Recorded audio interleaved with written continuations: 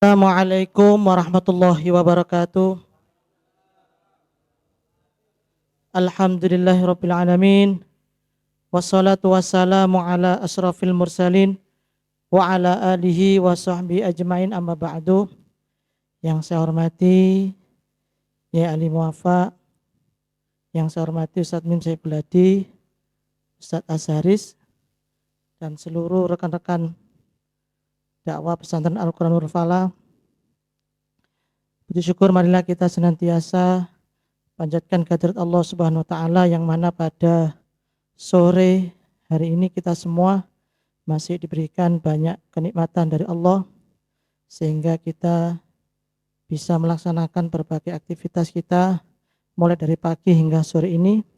Kita semua insya Allah bisa melaksanakan dengan baik dan sempurna. Mudah-mudahan segala aktivitas dakwah kita ini senantiasa mendapatkan berkah dari Allah Subhanahu wa taala. Dan kedua kalinya mudah-mudahan salawat serta salam semoga selalu tersampaikan kepada panutan kita baginda Muhammad sallallahu alaihi wasallam yang senantiasa memberikan petunjuknya kepada kita, memberikan jalan kebenaran kepada kita, sehingga kita semua insyaallah selamat fid dini wad dunya wal akhirah, amin ya rabbal alamin. Kepada seluruh rekan-rekan pesantren Al-Quranul Falah, sebagaimana yang sudah menjadi rutinitas kita setiap awal bulan Senin pertama kita ada kajian rutin, yakni kitab Nasha'ihul Ibad yang akan dibina atau diasuh atau dibimbing oleh Ustadz Mim Saiful Hadi, dan alhamdulillah beliau telah hadir di tengah-tengah kita, yang mana pada kesempatan ini dengan mengambil tema yaitu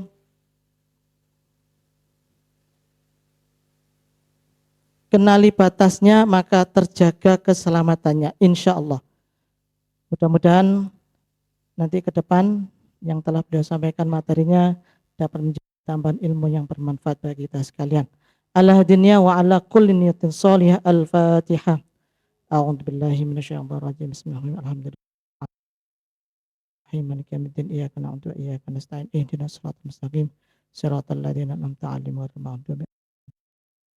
Untuk selanjutnya, waktu dan kesempatan kami haturkan kepada Ustadz Mim Saiful Hadi, MPD. Monggo, Ustadz.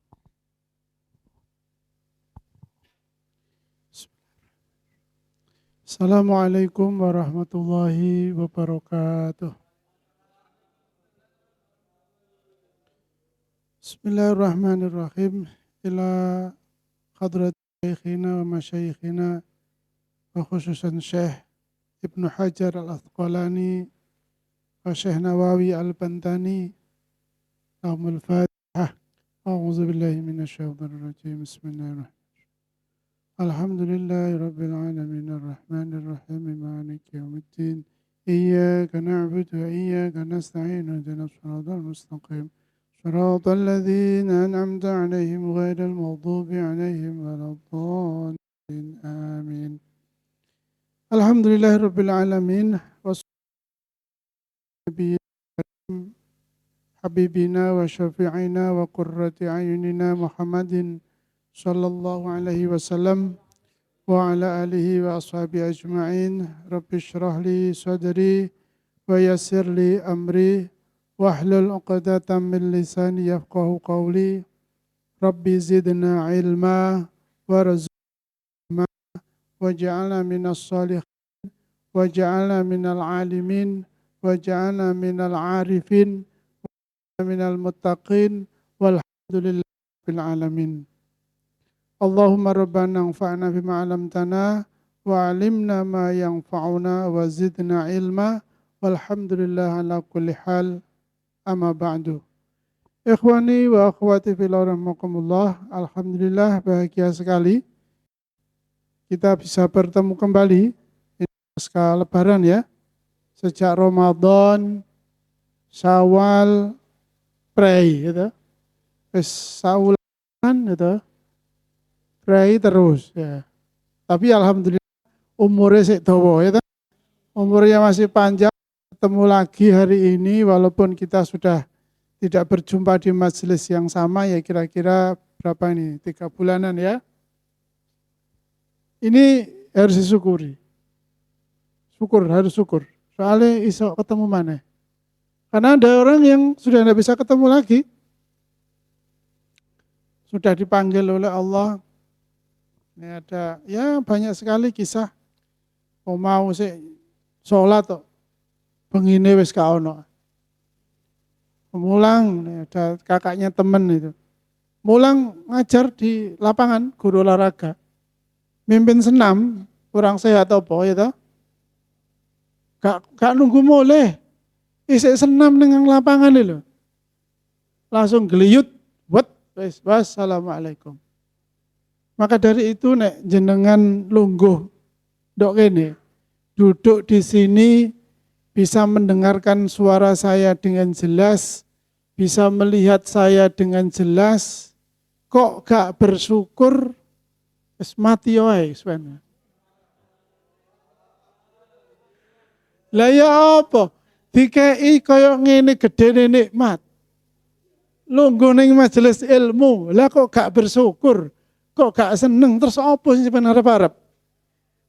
Bayaran Ustaz, terus bayaran apa maneh? Lah apa maneh iku mau? Subhanallah. Alhamdulillah. Pokoknya kudu alhamdulillah.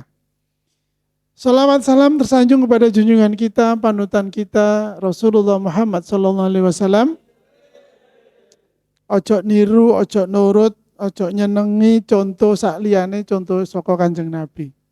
Jangan suka, jangan meniru, jangan mengidolakan manusia seorang pun di muka bumi kecuali Nabi kita Muhammad sallallahu alaihi wasallam. Saya selalu dan sering menceritakan pada semua kita bagaimana kita menjaga, menumbuhkan kecintaan, penghormatan, kerinduan kepada Nabi yang sering saya selain membaca sholawat adalah mendengarkan perasaan, curahan pendapat, curahan perasaan orang-orang yang baru masuk Islam. Para mu'alaf ya, banyak sekali channelnya bagaimana mereka mengagumi seorang atau sosok manusia mulia, manusia yang agung Rasulullah Muhammad sallallahu alaihi wasallam. Mungkin ya keislamannya masih jauh lah dibanding kita, pemahaman maksudnya. Tetapi penghayatannya, kecintaannya kepada Rasulullah Muhammad sallallahu alaihi wasallam begitu besar sehingga kalau dia menceritakan, menggambarkan bagaimana Rasulullah, bagaimana Nabi itu sepertinya dekat sekali. Kata-kata yang dipilih pun juga kata-kata yang paling indah menurut tentu ukuran kebiasaan level bahasa di mana dia dihidupkan.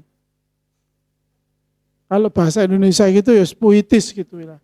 Walaupun dia bukan seorang pujangga. Maka dari itu saudara-saudaraku ikhwani wa akhwati fillah rahimakumullah, mari kita besarkan kecintaan kita kepada Rasulullah. Kerinduan kita kepada Rasulullah. Wis nek nggone mobil iku nek ana unen-unen ya ana emeng loro. Nek gak ngaji ya selawatan, wis iku tok ae. Beh basa Jawa ta, basa Madura ta, bahasa Inggris ta, bahasa Arab ta, wis isine loro iku tok. SS kan gak diseni iku nyambung dhewe iku. Iya, nyambung dhewe. Salawatan, tadi pagi salawatan Ustaz. Iya. Maka dari itu nyetel salawat ya berjuang iku ning SS iku ya. Jadi sekali lagi bersyukur dan bersyukur, bersolawat dan bersolawat, dan kita terus menumbuhkan kecintaan kita kepada Rasulullah Muhammad SAW. Sore hari ini tema yang saya pilihkan ya sebetulnya meneruskan yang kemarin, yang lalu kita sampai pada makalah yang nomor berapa itu? Batak kita. 8. Sekarang makalah yang nomor 9. Saya beri judul Barang siapa yang tahu batasnya, maka akan terjaga keselamatannya. Ibarat gelas, kalau kita tahu berapa besarnya, berapa kemampuannya daya tampung gelas ini, maka air yang kita tuangkan tidak akan tumpah. Tidak akan terbuang sia-sia. Sehingga selamatlah air itu. Pun demikian dengan kehidupan kita. Mengapa banyak manusia ini celaka? Mengapa banyak manusia ini terjerumus di dalam kezoliman, dalam kekufuran, dalam keberlebih-lebihan? Itu karena tidak menyadari batas yang dia miliki. Batas yang Allah telah berikan kepadanya. Oleh karena itu pada sore hari ini kita belajar dari Ibnu Hajar al-Asqalani tentang bagaimana batas itu telah diciptakan oleh Allah kepada kita. Pada makalah yang nomor 9 ini mengutip dawuhnya malaikat Jibril alaihissalam. Bunyi makalahnya sebagai berikut. Ya Muhammad, hei Muhammad, Ishma syi'ta, uripo sakarepmu. Ya Ishma syi'ta, hiduplah semaumu. Kayak diujo kan ya. Wis nek uripo sakarepmu. Silakan kamu hidup semau-maumu, sakarep-karepmu. Apapun mau kerjakan, kerjakan. Apapun ingin kamu dapatkan, dapatkan. Sudah. Fa innaka mayyitun. Tetapi ingatlah kamu. Fa innaka, maka sesungguhnya engkau mayyitun. Pasti akan mati. Ini. Jadi kalau orang itu mau mengerjakan segala sesuatu, opo ae wis. Jadi ya kita ndak habis pikir lah ya Allah, koyo ono gitu ya. Sudah disebut, dipanggil yang mulia, ya kan? Tugasnya mengadili, menetapkan hukum. Lah kok dia itu menerima suap dan tidak tanggung-tanggung. Saking bingungnya nyimpen duit itu ya, dimasukkan ke dalam kasur. Ini kasur sing isor itu isinya duit dok. Dia duitnya ora kok rupiah sing abang-abang kan enggak. Uangnya dolar Singapura, dolar Amerika. Uangnya dolar. Pokoknya bukan mata uang rupiah. Belum cukup lagi, dia nyimpen emas-emasan juga, emas batangan. Di kamarnya coba. Ya iku mau yang ngentekno duit sakmono kae wong-wonge ya wis lebih tua dari saya. Ini kan manusia. Podo karo awake sama kayak kita, bangsanya ya sama dengan kita.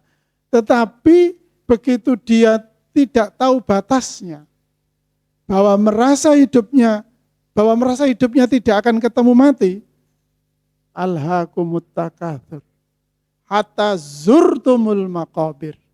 Kala sofa. Wes sak terus. Wes sudah diberitahu oleh Ya sudah diingatkan dengan sangat keras dalam surat At-Takatsur itu tadi. Wes talah pol-pol no sak karep-karepmu. Sak seneng-senengmu. Tapi ilingo kon mesti mati. Kamu bakal mati. Saya itu juga gitu, kalau sudah jengkel sama orang, delingno gak kena, dikandani gak iso, ditungak. Wis enteni mati nih. Sadurunge mati ditungakno ben oleh ganjaran ae dhewe. Soale wis mati gak oleh ganjaran. Ganjaran dongakno maksudnya. Wis ditungakno wis. Aja mandek dongane. Mumpung durung mati. Lah ya apa maneh? Karena batasnya pasti fa innaka mayyitun. Maka nanti di dalam makalahnya Sayyidina Umar yang lain kan, kafa bil mauti wa'izan. Terus cukuplah mati itu sebagai nasihat. Kalau orang ingat mati, kalau siapapun kita ini tahu mati, maka dia akan sadar diri, dia akan mengukur dirinya, batasnya sampai seberapa. Dan setiap sholat pun kita diingatkan oleh Allah. Maliki yaumiddin. Kita nanti akan berada di hadapan Allah di hari di mana kita diadili, dihakimi, ditimbang, dipastikan berapa amalnya yang baik, berapa amalnya yang buruk. Nih kemarin hari Sabtu saya Masya Allah di Surabaya juga ada ya rek Wonokromo gini mantan maling tobat, gak mantan, maling tobat gitu aja. Kalau mantan maling kan beda. Ini maling tobat. Masuk penjara 7 kali coba. Sing dimalingi apa? Sepeda motor. Sampai sikile dibedil. Pernah ditembak sama polisi. Apakah jera karena masuk penjara? Tidak. Apakah dia jera tidak mencuri karena ditembak? Ternyata juga tidak. Apa yang membuat dia jera? Dia cerita sendiri ini. Dia diingatkan sama guru ngajinya waktu ning TPA biyen. Ketemu karo guru ngajinya, dideleng ngene tok. Kamu masih seneng tak menyengsarakan ibumu? Kapan kamu berhenti menyengsarakan ibumu? Kon ngene terus ta? Sampai kapan nyusano wong tuamu? Nyusano makmu? Begitu kan sama guru ngajinya itu. Padahal ping 7 coba bayang masuk, keluar masuk penjara. Kalau tidak salah dia total hukuman itu mungkin sudah 12 tahunan katanya. Ada yang dihukum setahun, setahun setengah, 2 tahun, 8 bulan, ada yang mukanya semacam-macam lah. Itu dengan gamblangnya dia menceritakan bagaimana dia praktik menjalankan maling sepeda. Gak butuh 5 detik katanya. Gak butuh 5 detik. Dia pernah mencapai sehari itu bisa mencuri 20 sepeda motor coba. Sedino ya. Kelilingnya Surabaya is gak peduli ndok daerah dia sembarang isok deh. Yang luar biasa orang ini tuh menyebut namanya dengan jelas. Alamatnya. Dan bahkan dia mempersilahkan dulur-dulur pakai bahasa Surabaya. Siapa yang mau menghubungi saya, mau konsultasi ke saya siap. Bagaimana melindungi sepeda motor sampean agar tidak dicuri. Begitu sampean. Katanya teman-teman SS itu ketir-ketir semua. Mari ini dibedel wong iki soan. Dibaca karo maling-maling iki. Kontelan arek Wonokromo. Dia sudah tahu resikonya. Dan setelah ketanya sama teman-teman SS, sebenarnya waktu dia mau masuk itu sudah dibilangi nanti mau pakai nama samaran saja. Tapi begitu dia on air, ternyata nama aslinya dia sebutkan. Malah di akhir ceritanya itu dia ngomong begitu, ayo dulur-dulur, monggo siapa yang kepengen saya bantu, saya siap bantu. Sebagai bentuk pertobatan saya. Loh, begitu.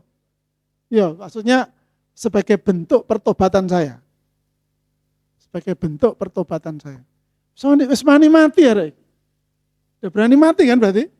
Menyebutkan nama, tempat, coba. Dan mengakui semua kejahatannya. Pekerjaan sekarang dia sopir. Masya Allah. Kalau sudah tahu batasnya, itu bisa begitu dia. Karena saya akan mati pasti, mumpung masih hidup, lakukan kebaikan. Sebaliknya, orang-orang yang tidak tahu batasnya, maka dia akan melakukan apapun sesuka-sukanya ketika dia masih hidup. Maka semboyannya mumpung isik urip. Mumpung isik urip. Ayo apa isik? mumpung duwe duit. Maka bahasa Jawanya menjadi aji mumpung. Maka tidak boleh atau tidak baik, tidak layak, gak elok nek wong iku aji mumpung. Soalnya pasti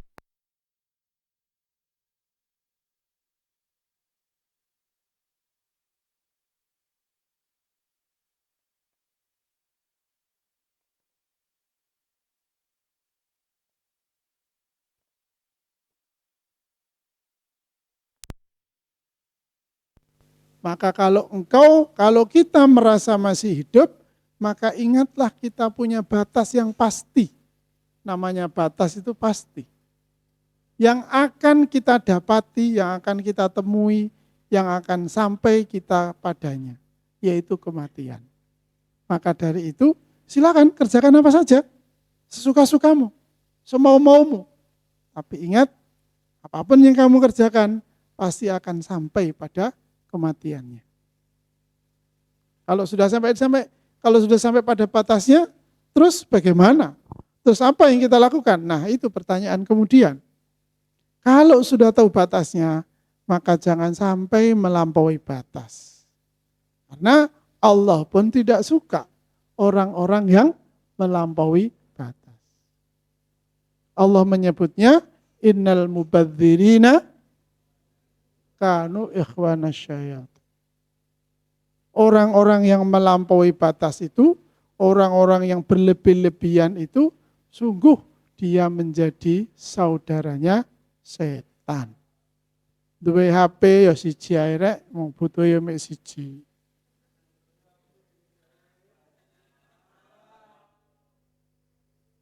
Mosok HP telu. Rek. Menono model anyar kepengin tuku. Ya Allah, kaya apa serek gitu ya. Ya. Yang kedua, itu yang pertama batas. Batas yang kedua adalah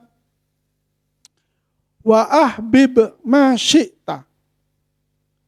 Wa ahbib dan cintailah. Sudah, cintai wis. Senengok sira kabeh. Man syi'ta marang wong kang mbok karepi. Senangilah, cintailah orang yang kamu sukai. Siapa saja. Siapa saja. Tumpahkan cintamu, tumpahkan rasa senangmu kepada siapapun. Orang yang ingin kamu cintai. Biasanya kalau orang sudah mencintai seseorang itu, maka dia akan rela melakukan apa saja demi orang yang dicintainya. Ya, siapa yang belum pernah mencintai? Kasihan deh loh. Kasihan deh loh. Kajian. Iya. Iya kan? Pak Sugeng ngoyo-ngoyo nyambut gawe esok sampai sore sampai bengi buat cintanya. Siapa itu? Yes. Tidak disebut di sini. Ya, jadi cintailah sudah, tumpahkan rasa cinta kita kepada siapapun itu. Bukan hanya istri, bukan hanya anak. Mungkin juga seseorang yang lain yang sangat kita kagumi. Karena kelebihannya, mungkin ilmunya, mungkin kecerdasannya, mungkin bahkan kekayaannya, mungkin karena kedermawanannya. Ya, mungkin. Kan ada itu orang, ya saya ini punya tetangga juga ya. Kalau saya menyebut tetangga itu asosiasinya bisa luas ya, demi untuk menjaga identitasnya saja. Itu dia ngaku, sampai dia ngaku nabi. Kata orang-orang, lho ngono iku ya, pengikute iku lho ya akeh. Aku ngaji ning masjid iku gak sampai bek masjidku. Tapi nek dhek ngaji, omahe bek sampai teko latar coba. Coba itu. Katanya tetangga-tetangga itu, tetangga-tetangga yang lainnya maksudnya. Wah itu bayar loh Pak Mim. Dimintai itu juga Ini kapan hari diceritani sama Akhi Nasta'in juga kan? Pernah ada orang dosen perguruan tinggi elit negeri ya, Pak Nasta'in ya. Dosen perguruan tinggi negeri elit top. Gitu tuh karena saking senangnya sama seseorang. Maksudnya senang dalam arti ide, sehingga disebut dipanggil dia guru. Saking senangnya sama orang itu, keluarganya dikorbankan, hartanya dipersembahkan demi untuk melayani, mengikuti kebutuhan permintaannya orang yang dia panggil guru. Sampai agamanya digadaikan. Terus gak sholat mana wisan. Itu kecintaan bisa begitu kepada seseorang. Dan saya dengar ceritanya dari Akhi Nasta'in bukan orang pertama. Bukan orang pertama. Beberapa orang juga begitu. Begitu dia mencintai seseorang, maka dia akan lakukan apa saja demi untuk mendapatkan perhatian, demi untuk mendapatkan balasan atas rasa cinta kepada orang tersebut. Dan cinta di sini tidak hanya diartikan secara syahwati atau secara birahi, tapi cinta dalam arti yang luas. Sehingga kalau kita cinta kepada seseorang, jika kita cinta pada seseorang, atau siapapun kita lah, yang memiliki rasa cinta kepada seseorang itu, ingatlah, fa innaka mufariquhu. Maka sesungguhnya engkau pasti akan dipisahkan. Pasti akan terpisah, pasti. Tidak setiap pertemuan pasti ada berpisah. Apa saja sebabnya? Kapan? Tak tahu kapan waktunya. Yang pasti karena ada pertemuan pasti ada berpisah. Seberapapun besar cinta kita kepada seseorang itu, apapun motifnya ya, apapun motifnya, ingatlah pada perpisahannya. Ingatlah pada perpisahannya. Sesungguhnya akhir dari ungkapan tumpahan rasa cinta itu adalah perpisahan itu sendiri.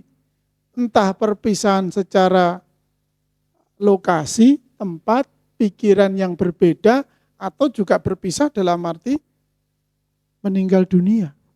Karena kalau orang yang kita cintai itu mati, tidak mungkin kita ikuti dia dengan kita ikut mati. Karena walaupun ikut mati juga akan tempatnya terpisah. Tidak akan bertemu lagi. Ini adalah kata kunci yang penting ketika kita senang dengan seseorang. Sekali lagi, cinta dalam hal ini maknanya luas. Tidak semata-mata cinta saya kepada istri saya, cinta saya kepada anak-anak saya. Tidak. Oleh karena itu rasa cinta kepada sesama manusia itu harus kita kita pasangi, kita segel dengan perpisahannya. Kenapa? Agar rasa cinta yang ada dalam diri kita tidak menjerumuskan kita sebagaimana kecintaan kita pada kehidupan yang akan melupakan kita pada kematian. Wong nek kadung seneng itu bisa iso lali mati memang. Dia lupa, dia bahkan tidak sadar kalau dia kelak akan terpisah. Maka ya kalau kita baca, kita lihat berita-berita itu, ya Allah gitu ya. Ada istri itu begitu jahatnya ya. Sampai-sampai dia membunuh suaminya. Ya Allah, na'udzubillah min dzalik. Ya kan bukan cerita yang yang tidak pernah kita dengar kan. Banyak sudah kan. Begitu pula sebaliknya. Seorang suami tega membunuh istri dan anaknya. Gara-gara dia mencintai orang lain. Setan.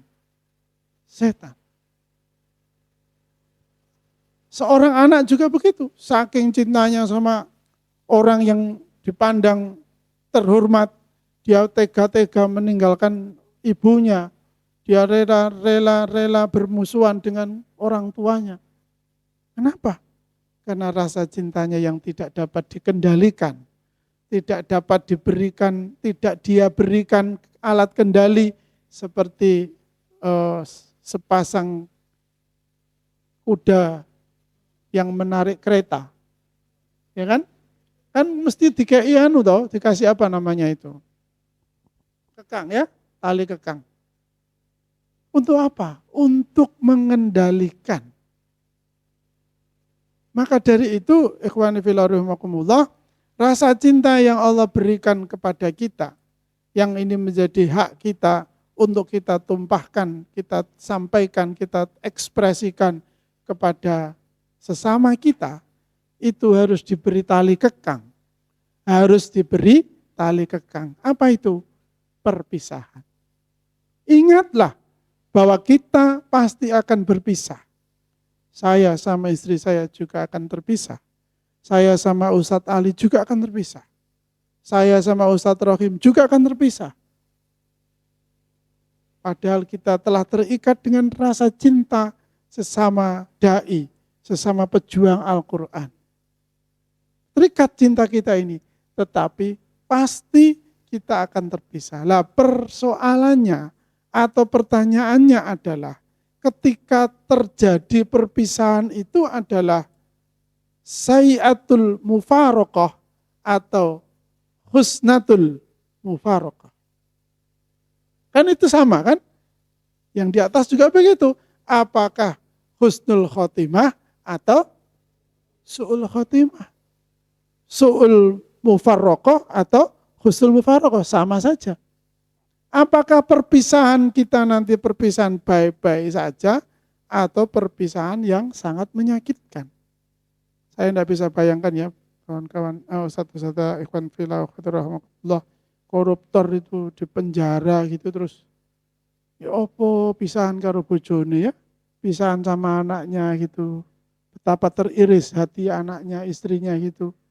Bapaknya atau ibunya divonis sebagai koruptor tuh, ya Allah, itu traumanya melekat entah sampai kapan. Dalam catatan sejarah keluarga itu telah tertera namanya. Kakekmu dulu begitu. Oh, kakek itu, kan itu. Padahal sekarang generasi saya ini misalnya, itu kalau membanggakan orang tua kita itu ya, membanggakan kakek atau nenek kita itu kan luar biasa. Mbah Kumbian melok berjuang loh. Londo teko ndok ngene ndi jenenge ku Tugu Pahlawan niku. Mbahku iku sing melok masak yo diceritakan dengan penuh kebanggaan. Sekarang generasi anak-anak kita, apa yang diceritakan terhadap orang tua, kakek, nenek dan moyang? Mosok nyeritakno mbahku biyen tahu korupsi lo. Korupsi ini sakmene gedene. Kakekku dulu tuh pernah korupsi lo. Korupsinya sekian, masa gitu? Ini kan tanggung jawab kita, bahwa perpisahan kita dengan anak-anak kita, dengan istri kita masing-masing, apakah husnul mufaraqah atau sayiul mufaraqah? Begitu saja kan. Kalau kita ingin baik perpisahan kita, maka tentu akan kita jaga. Kita jaga setiap langkah, setiap aktivitas, setiap apa yang kita berikan. Bahkan ikhwani fillah rahimakumullah, tidak akan lepas nanti bil akhirah kita akan bertanggung jawab kepada anak-anak kita. Jangan sampai ini demi cinta kepada anaknya terus mengumpulkan harta yang kotor, harta yang haram. Katanya demi cinta anaknya. Aku nek gak ngene tat gak esuk nyekolahke anakku ndek sekolah sing apik. Misalnya begitu. Demi mendapatkan harta untuk bisa menyekolahkan anaknya di sekolah yang menurut dia baik, dia mencari harta yang haram. Dia menempuh jalan yang dusta. Maka jangan dikira itu nanti tidak ada urusannya. Ketika perpisahan terjadi, maka anak itu akan menanyakan apa yang telah diberikan kepadanya. Ketika dulu saya belum mampu melakukan apa-apa. Mengapa barang-barang, mengapa harta yang haram yang engkau berikan kepadaku? Terjadi itu nanti. Kenapa? Innama min azwajikum wa auladikum fitnah dalam surat At-Taghabun. anak dan istri itu suatu saat bisa menjadi musuh, bisa menjadi fitnah di antara kita. Maka saudara-saudara yang dirahmati oleh Allah, sebesar apapun rasa cinta kita kepada seseorang, maka ingatlah bahwa kita tidak akan hidup selamanya. Kita pasti akan berpisah. Dan ketika berpisah, apakah perpisahan itu baik atau buruk, itu tergantung saat cinta itu masih bisa ditumpahkan. Batas yang ketiga, berarti batas dalam pergaulan tadi ya, batas dalam melakukan muamalah dengan sesama manusia. Wa'mal ma syi'ta, yang ketiga, batas yang ketiga adalah wa'mal ma syi'ta, dan berbuatlah sekehendakmu, semaumu, lakoni apa wae oleh wis sak karepmu. Tetapi fa innaka, ingatlah kamu, majziyun bihi, semua perbuatanmu itu ada pertanggungjawabannya. Saya ulangi, semua ada pertanggungjawabannya. Malsu tanda tangan, delik nota, nyingit no susuke, apa mana wis, malsu ijazah. Ini pelaku kita.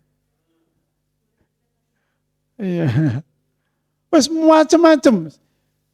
Bisa sembunyi dari mata manusia, tapi tidak akan pernah bisa sembunyi dari pertanggungjawaban atas perbuatan itu sendiri. Karena kan sudah jelas. Sudah jelas kan? Dalam surat Yasin kan sering kita baca itu. Apa bunyi ayatnya? Al-yauma nakhtimu ala afwahihim wa tukallimuna aydihim wa tashhadu arjuluhum bima kanu yaksibun. Suatu saat nanti mulut ini tidak bisa bicara lagi. Kemudian tangan kita yang akan menyampaikan apa yang telah terjadi. Dan kaki akan berbicara jujur menjadi saksi. Sudah. Apa yang bisa sembunyi dari kaki kita? Apa? Tidak ada. Apa yang bisa kita sembunyikan dari tangan kita? Tidak ada. Walaupun mulut kita bisa mengatakan apa atas apa yang kita kerjakan, tetapi mulut walaupun berdusta, tangan tetap akan berkata apa adanya. Tidak bisa ini. Allah dengan sangat tegas menyebut dalam ayat tersebut. Wa tukallimuna aydihim wa tashhadu arjuluhum. Kaki kita yang akan menjadi saksi. Kalau sekarang ada saksi bisa dibayar ya, atau bisa diintimidasi sehingga dia tidak berani berkata jujur, misalnya gitu. Kelak yang menjadi saksi bukan orang lain, tapi kaki kita masing-masing. Sikilmu dewe-dewe. Nek kepengen gak ono saksi, ya silakan mengerjakan perbuatan dosa, sikilmu ditekek, delikno. Kakinya dicopot, disembunyikan, biar nek lihat. Tapi apakah bisa? Ya tentu tidak bisa. Sehingga ikhwani wa akhwati fillah rahimakumullah, tidak ada satupun perbuatan yang kita lakukan, dilihat atau tidak oleh sesama manusia, terekam CCTV atau tidak, itu pasti ada pertanggungjawabannya. Tidak akan pernah luput sedikit pun dari apa yang kita lakukan lewat pertanggungjawabannya. Pak Rohim, Kak Rohim, santai, Kak Roh, Pak Rohim, beres-beres. Iya, Pak Rohim tidak lihat, betul. Dan memang juga nggak ditanya, memang nggak tahu. Dan juga nggak dihitung, memang nggak perlu ngitung. Percaya. Tetapi pasti apa yang Anda sembunyikan, apa yang Anda kurangkan, itu ada pertanggungjawabannya. Pasti. Pasti. Ini yang kita takutkan sesungguhnya. Wis kadung nglakoni sak karepe dikira kana sing ndelok, kana sing ngeruh, kana sing nyekseni, tibake konangan. Betapa malunya kita. Ya berulang-ulang, ya ibaratnya kayak saat ini saya di syuting seperti ini misalnya. Saya direkam seperti ini, nanti saya menyaksikan rekaman adegan saya, kegiatan saya, perbuatan saya. Loh, aku tiba-tiba kayak ngono pian. Malu kan kita. Disitulah. Jadi ikhwani fillah rahimakumullah wa akhwati fillah rahimakumullah, tidak ada satupun perbuatan kita yang lewat dari pertanggungjawaban. Semuanya ada balasannya. Walaupun berbuat baik juga gitu. Walaupun gak ada yang lihat, gak ada yang nyatet, jangan pernah merasa tidak dapat balasan, tidak. Iya, satali gak tau roh nek aku mlebune dhisik. Aku mlebu dhisik mesti satali gak roh. Mangkane seneni ae aku. Gak roh nek aku teko aku mesti dhisik. Yo kebeneran ae pas ketemu satali aku telat, misalnya gitu loh. Jangan mengira yang datang duluan kemarin-kemarin itu enggak kelihatan, yang pasti kelihatan. Pasti ada pertanggungjawabannya, pasti itu. Nah, ini kata kunci yang penting bagi kita, bahwa tidak ada satupun amal perbuatan kita yang tidak ada balasannya. Semuanya dibalas. Maka jangan pula khawatir. Aku wis nglakoni ngene, wis tak apiki, pancet ae sinis, misalnya gitu. Pancet ae cuek dia. Saya sudah berbuat baik kayak gini. Saya sudah berkorban kayak gini. Pancet ae, tetap aja dia masih cuek sama saya. Terima kasih aja nggak pernah diucapkan. Itu godaan. Itu gangguan. Itu yang merusak amal baik kita. Jangan khawatir. Jangan khawatir. Mangkana yu'minu billahi wa may ya'mal sholihati wa huwa mu'min fala yakhafu dzulman wala hadma. Surat Thaha ayat 114. Barang siapa yang berbuat baik sedangkan dia keadaan beriman, maka jangan takut hakmu diambil. Jangan takut engkau dizalimi. Jangan takut hakmu dikurangi. Apalagi kamu dizalimi, tidak. Pokoknya berbuat baik dalam keadaan beriman dijamin oleh Allah. Pasti. Tidak akan bisa dizalimi oleh siapapun. Dan hakmu juga tidak akan pernah bisa dikurangi oleh siapapun. Kenapa? Allah yang memberi. Mek sawangan itu. Loh aku kok gak oleh bonus misalnya gitu ya. Loh kok gak oleh lemburan misalnya gitu. Misal. Ketika kita mengerjakan lemburan itu karena kita ikhlas. Semata-mata karena Allah dan ini berbuat baik. Sudah laporkan sama Allah. Pasti dibalas oleh Allah. Bagaimana caranya? Masa kita mau mendikte Allah? Cuma kalau balasan kalau dari Pak Rohim kan cuma berapa rupiah sih? 1.000, 2.000, 10.000 boleh, 100.000 gede-gede ini. Tapi kalau kita sudah menggantungkan, menyerahkan apa yang perbuatan baik yang telah kita lakukan kepada Allah, maka wala yakhafu dzulma wala hadma. Jangan pernah takut engkau dizalimi atau dikurangi hakmu, tidak. Hakmu akan diberikan. Maka saya sampaikan ini untuk yang kesekian kalinya, bilang sama Pak Rohim, saya ini mestinya pantasnya itu dibayar 100 juta. Saya ikhlas Nurul Falah bayar saya 100.000. Karena yang 99 juta 900.000 itu saya titipkan sama Allah. Loh ngono lho.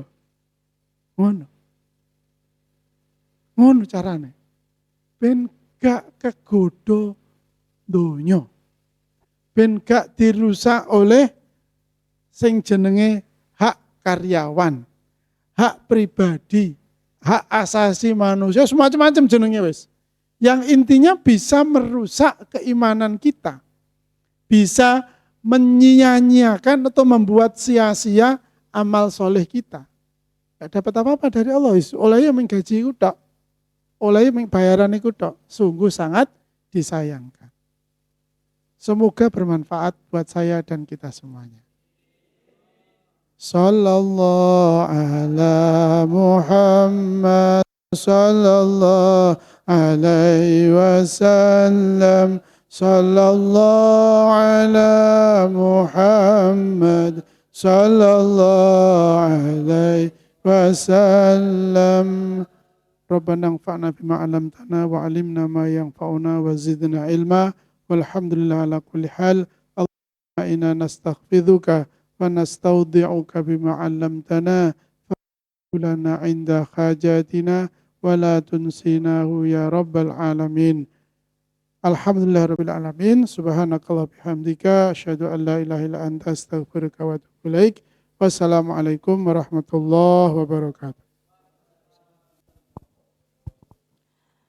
Terima kasih kami sampaikan kepada Ustadz Mim Saiful Hadi yang telah memberikan wejangan kepada kami. Mudah-mudahan apa yang beliau sampaikan melalui nasihat-nasihat nasihul ibad, semoga nilai-nilai keabdian kita kepada hambaan kita kepada Allah semakin lama semakin baik, terutama di dalam ibadah kita sehariannya, baik di rumah terutama di pesantren.